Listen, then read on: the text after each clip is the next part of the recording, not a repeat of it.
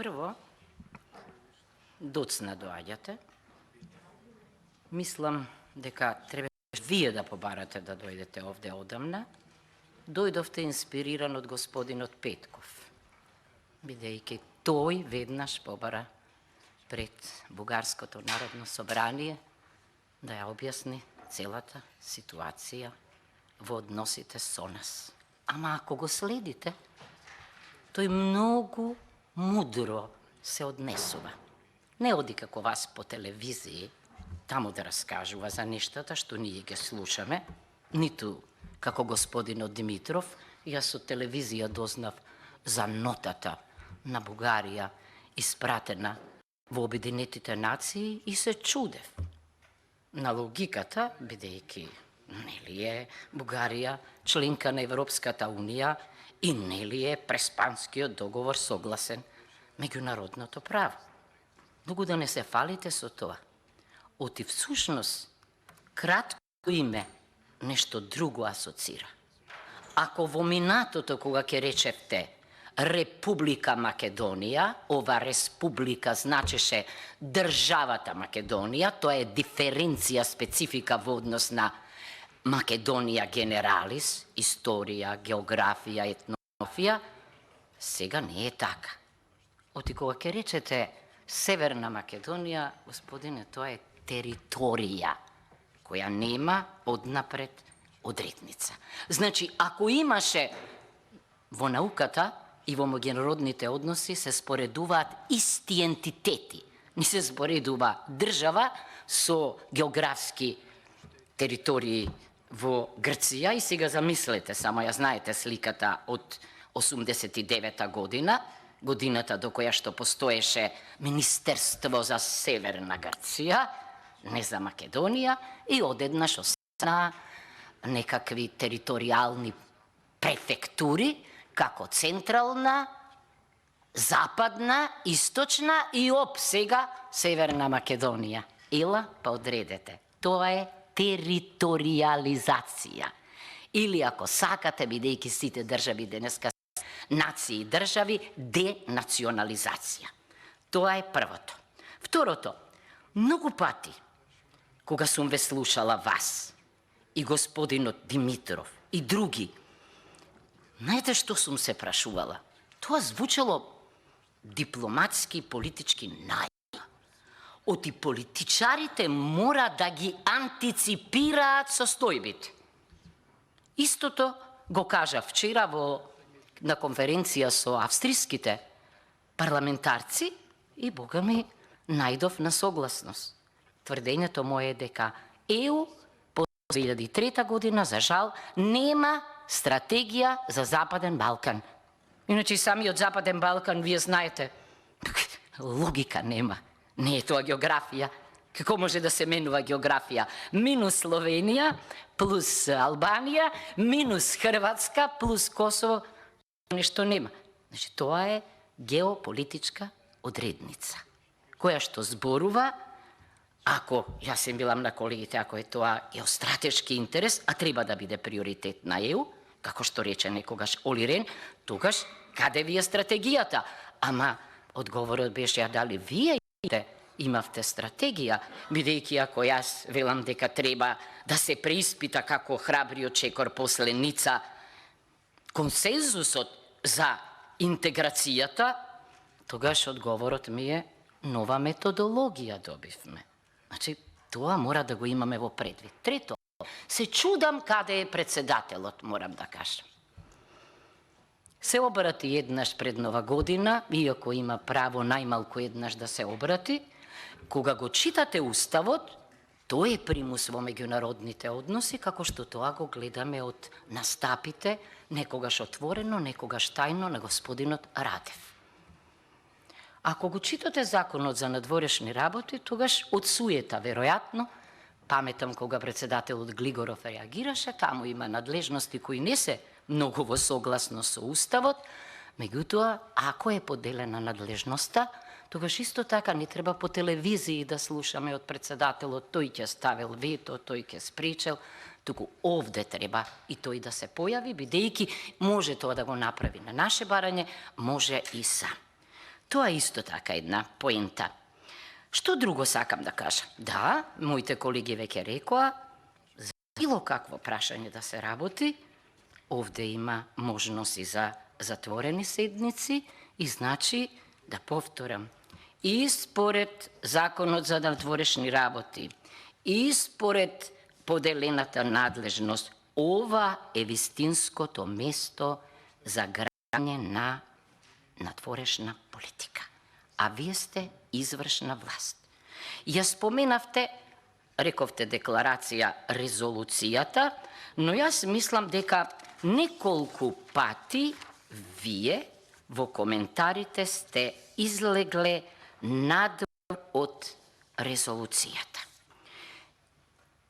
Денеска велите, можело да ве посетиме, да и вчера реков, во пореметената рамнотежа на власта, кај нас, да, со една колешка од СДСМ, еден труд напишавме, денеска е многу актуелен, Давид, собранието против Голијат, семоќената влада. Кога велам дека излегувате надвор од декларацијата, видете, предпоставувам дека вашите соработници, вие прочитале рамковната конвенција за заштита на правата на малцинствата и таму има еден член 2, кој што вели дека суштината на рамковната конвенција е што? Да гради со признавање на малцинствата добрососедски односи и меѓусебно почитување. Значи, кога велите дека и 99-та година и сега оваа влада се откажала од македонското малцинство, треба нешто да размислите добро. Прво, апсолутно не се работи за исклучиво внатрешно прашање. Тоа е јус когенс. Значи, не може земја што подпишала и ратификувала конвенција, а Бугарија е тоа, сигурно знаете дека има во рамките на Советот на Европа и советодавно тело, советодавен одбор, кој што бара извештаи од сите членки и други држави, на 5 години оди на терен. Ние имаме тамо експертка, мојата колешка Мелина Гризо, бугарите имаат и, значи, тоа е прашање за кое што мора да се дискутира. Велите не разговарате за идентитетот. Ако некој рече дека е тоа внатрешно прашање на Бугарија и дека нема македонско малцинство во Бугарија, тоа е директно мешање во идентитетот. Наплатава велат дека нема држава која што е врамена само на територијата во која што е, и тоа е еден од доказите за постоењето на нацијата. Значи, да внимавате кога давате изјави. Иначе, вие сте најгласни по позицијата и Маричич. Сега нешто да ви кажам. Мислам дека многу усул треба во, или ако сакате, мерење на зборовите, еве зошто. Знаете дека ние во Уставот внесоме така наречено Бадентерово мнозинство, погрешно, бидејќи Бадентер важи за еден, може да отворите кај него, од најголемите противници на консоцијативната демократија и вели дека локалната демократија можела да ги реши проблемите, ама тамо има така наречено двојно мнозинство. Зошто? За да нема мајоризација во културниот идентитет. Иначе погрешно е, научно е погрешно, бидејќи дури и во консоцијативната демократија имате елемент на гласање на пратеници, граѓани, индивидуи и потоа секој сегмент, значи и мнозинскиот сегмент, има право посебно да се изјасни за да не дојде до мајоризација за прашања што се однесуваат на културниот идентитет. Вие си зборувате така и претходно и сега, не размислувајќи дека навистина тоа е навредливо. Зошто го велам ова? Нема да ги заборавам сликите од пред Скендербек на изборите не овие претходни парламентарни, кога вие за противник го доживувавте СДСМ, а не ВМРО ДПМН. Зборувавте дека крв е пролеана, дека нема да дозволите за албанците некој друг да одлучува, дека се сеќавате? Па извинете, може би во поблага форма, ама и јас имам сериозен проблем кога некој така си разговара, дискутира, како да не се работи за нешто што мене ме засега и зашто, извинете, не можам рационална да бидам. Сите знаеме дека за етнички прашања, штом плачеме, штом се држиме за срце, нема, значи, таква можност. И затоа, кога зборуваме на јазикот сите, парадоксално е, луѓе, срамота е, бидејќи бивша Југославија е една од основачите на Обединетите нации. Еден од трите службени јазици во бивша Југославија беше македонскиот јазик. Македонски, српски, словенички, и тој автоматски влезе во Обединетите нации. Тоа во 74-та во Атина е само потврда во рамките на меѓународната асоциација и слично. И ми се чини вие или некој, добра поента еднаш имавте или некој друг. Замислете, јас тоа ги прашав колегите австрици, што ќе се случува на Балканот утре, кога наместо Хрватска да ја поддржи Србија, Србија да ја поддржи Македонија, Македонија или Албанија, Косово, ако почнат да расправаат за јазиците. А може да се случи, и затоа ме бендисува дебатата научна дека треба да се во меѓународните односи и во евроинтеграцијските процеси да се размислува за тргање на ова консенсуално решавање. Но време ќе треба за тоа. Зошто? Бидејќи се фали дека во надворешната политика настапува супранационално, па имаме прв човек на надворешната политика, дури и се денеска има предлози председателот на комисијата да се бира на директни избори. Тоа значи дека не смее ова прашање да го остави интерпартес на решавање меѓу државите. Неодржливо е. Да, тие фрази околу добрососедски односи и така натаму, ама знаете, Хантингтон вели, не сум чул соседи да имаат добри односи. Во суштина, бидејќи секогаш имаат проблеми. Имам големи забелешки на комисиите што ги споменувате. Уште во стартот сум кажала, впрочем, комисии се формира и по 99-та и да напоменам, оној фамозен дел од Преспанскиот договор, вториот, кој што зборува за какви соработки во сите области, меморандуми и ништо. Ништо. Инструментализација. И значи јас очекував Бугарија да не подржи. Прва, бидејќи ако ние регионално не соработуваме и не се помагаме, па ни внатре во ЕУ не ќе можеме тоа да го сториме, а тамо ќе бидеме рамноправни. Значи ова и со Фронтекс, и со почетокот, апсолутно е атавизам балкански и мислам дека не зборува добро. Само сакав уште две поенти и ќе завршам. Кога споменувате соработка, економија, не знам што, ме плаше дека тоа е говор или реторика на бизнис политичари. Видете, економијата треба да им се остави на стопанските комори, на стопанствениците. Иначе ние почнавме, не баре во 49-та година, диригирано да се однесуваме, државата почнува, наука да регулира, историја да регулира, па сега и економија. Дали ќе отворат аеродроми, вие и јас знаеме дека зависи од економскиот интерес. Никој не отворил аеродром заради љубов или добрососедски односи, туку ако има интерес. И Солун, Солунскиот аеродром, и Софискиот аеродром имаат профити и од нас, кога патуваме, бидејќи релациите се полесни од тамо. Значи, да не ги идеализираме работите. Историјата, сум кажала, апсолутно може да се дискутира во рамките на МАНУ, може да се дискутира во рамките на универзитетите, ама со присуство на представник на Министерство за надворешни работи, каква е таа наука? Кој постигнал договор за идентитетски прашања, ве молам? Никој.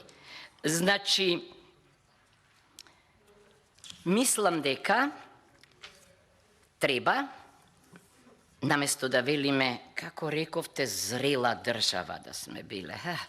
Трула вишна, зрела држава. Зрели држави се силни држави. Држави кои без оглед на големината и моќта инсистираат во меѓународните односи на рамноправни односи. Барем во овие. Да го цитираме денеска како некои ликови тукидите од пред 2,5 милениуми, силните го прават тоа што можат, слабите што мораат, е спорно. Ајде да ги распуштиме тогаш и Обединетите нации, и Советот на Европа и така натаму. Она што мислам дека треба ние да го презентираме пред Бугарија е нешто што денеска е исто во науката многу актуелно. Именно, супранационалниот карактер на ЕУ или најинтегративниот фактор е кој? Судот на правдата во Луксембург. Ни збор нема за неговите пресуди во основачките документи, оти тие главно имаат економска природа. Ама преку студиите на случај, тие тоа го прават. И сакам да ви кажам на нешто што мислам дека погрешно понекогаш го кажувате вака. Една од студиите, еден од случаите, кој е можеби меѓу најбитните во праксата на овој суд, е дека не смее да има дискриминација по национална основа ни при вработување, ни при здружување, ни при добивање на политички функции и така натаму. Ние имаме конкурси за 3 македонци, 2 албанци и 1 турчин. Луѓе, каде живееме? Во ЕУ бараат компатибилно, либерално општество и политички систем. Значи, што очекувам? Тоа што моите колеги го предлагаат. И судот во Страсбург, и судот во Хаг, самите го искусивме тоа, да почнат да се однесуваат како судот во Луксембург, да инсистираат на почитување на пресуди. Каков е тој суд и таа пракса судска, што не мора да ја примените, ќе си платите и никому ништо, а ние Маричич во Транс паѓаше за пресудата од судот во Страсбург, што мораме да ја реализираме. И во разговорите, да, денеска сите велат дека 6 месеци, за 6 месеци ништо не се прави.